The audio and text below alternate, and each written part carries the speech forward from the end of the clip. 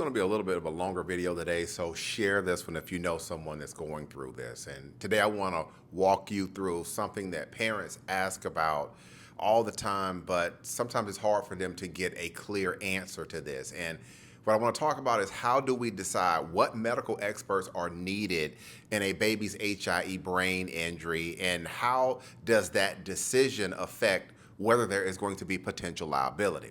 A lot of people assume that one doctor is going to review all of the records and going to give an opinion, and that's going to be the end of everything. But that's just not how these cases work.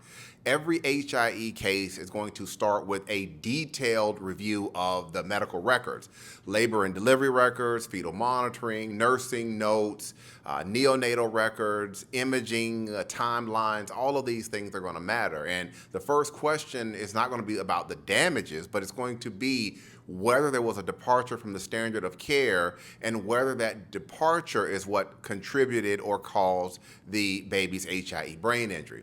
In most states, the law is going to require that these issues be proven through qualified medical experts, and that's going to mean expert testimony is not going to be something that's optional. It's going to be something that is going to be required. And that's why these cases often involve a lot of medical experts across different backgrounds. And HIE cases, they will typically involve multiple phases of care. What happened during labor, what happened during delivery, what happened during resuscitation, what happened in the NICU, and what the long-term neurological impact is going to look like for the baby. Each of these phases is going to involve different medical professionals with different responsibilities and different issues as it pertains to the standard of care. So, as an example, in one of our recent cases that we just recently filed, we listed around 17 medical experts in that case. And that number actually can surprise people at times, but it reflects the complexity of these cases and what the law is actually going to require.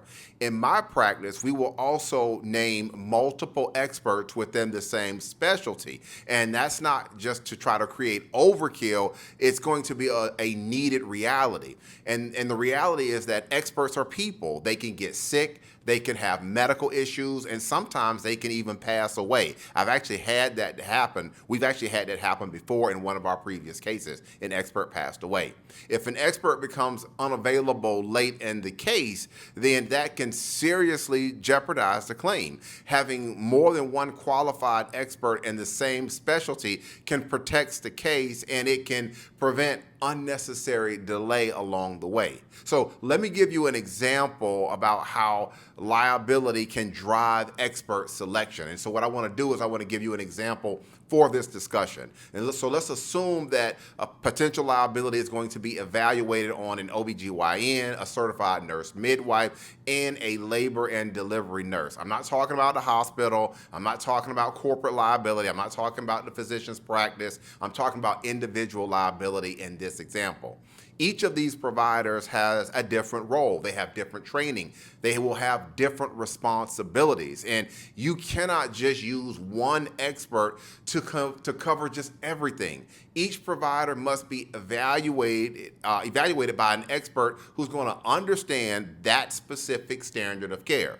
So, now the next question is, what are some of the types of experts that are commonly used in HIE brain injury cases depending on the facts? On the labor and delivery side, in OBGYN, or in some cases a maternal fetal medicine specialist, that may be needed. These types of experts will address labor management, they'll address fetal monitoring, interpretation, decision making, and the timing of the delivery.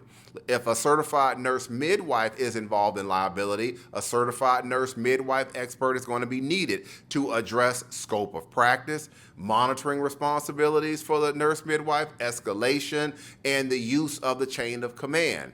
If you've got a labor and delivery nurse, that type of expert is going to be often needed. A labor and delivery nurse expert is going to be needed to address fetal monitoring, documentation, communication, and whether concerns were properly escalated. In other words, a chain of command with certain things. And on the neonatal side, a neonatologist is usually going to be required to address resuscitation, NICU management, whether therapeutic hypothermia was indicated and whether that was started.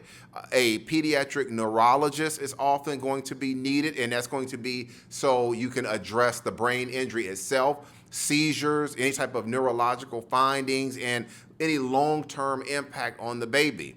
A pediatric neuroradiologist is commonly going to be needed to interpret MRI imaging, the timing of the injury, and whether the injury pattern is consistent with a hypoxic ischemic injury. Depending on the facts, you may need other types of medical experts are going to be needed. So for example, you may need a physical medicine and rehabilitation doctor. That expert may be needed to address functional types of limitations and any type of long-term care needs.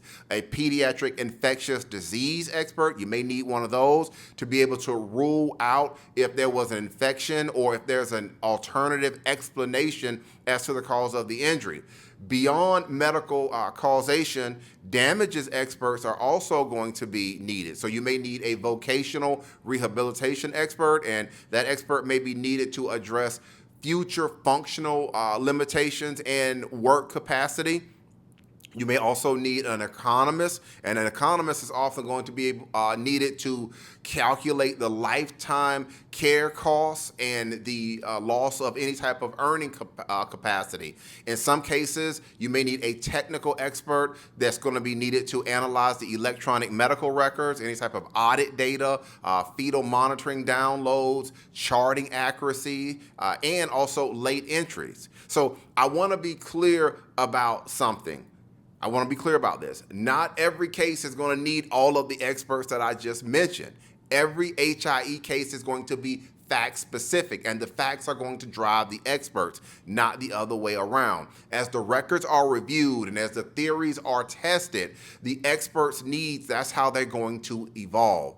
And this is where I want to explain something else that's very important about these cases and about decisions that are made on these cases. When I decline a case, in many instances, it's going to be because of an expert issue. After reviewing the records and having a qualified expert that can't support the case or can't support a departure of the standard of care, or you may have an expert that does not support causation. Without these types of experts, without their backing, the case can't legally move forward, no matter how tragic the outcome is. And that said, my assessment is not the end-all be-all when it comes to these types of cases. Different lawyers may work with different experts. Different experts may view the medicine a different way. And that's why when I decline a case with a potential client, taking their case with everything, I always advise the family to have another lawyer to review it. Another firm, they may reach a different conclusion based on their review of everything and their experts. That's not meaning that anybody is wrong. What it means is that these cases are extremely complex and they depend heavily on expert interpretation.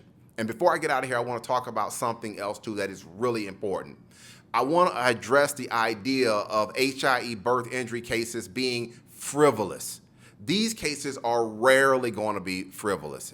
The cases require an enormous investment, extensive medical review, and support from multiple qualified experts who are all willing to testify under oath that there was a departure from the standard of care, which is what caused this baby's HIE brain injury or harm to this baby. The defense, they may disagree with that position, but that disagreement does not make the claim frivolous. It means that the medicine is being contested, which is exactly what the legal process is designed to do when you have two sides that have a disagreement on things. Again, I'm Marcus Boston, and if you have any other questions about your baby's HIE brain injury at birth or a subsequent CP or cerebral palsy diagnosis from a medical legal standpoint, don't hesitate to reach out and contact me. You can find out more information about me in my profile. My information is there. If you're watching this video on certain apps, you can send me a DM and we can chat a little bit about your baby story, or you can just wait and watch the picture that follows the end of this video. All right, that's going to be it for today's quick educational video. Have a good day, everybody.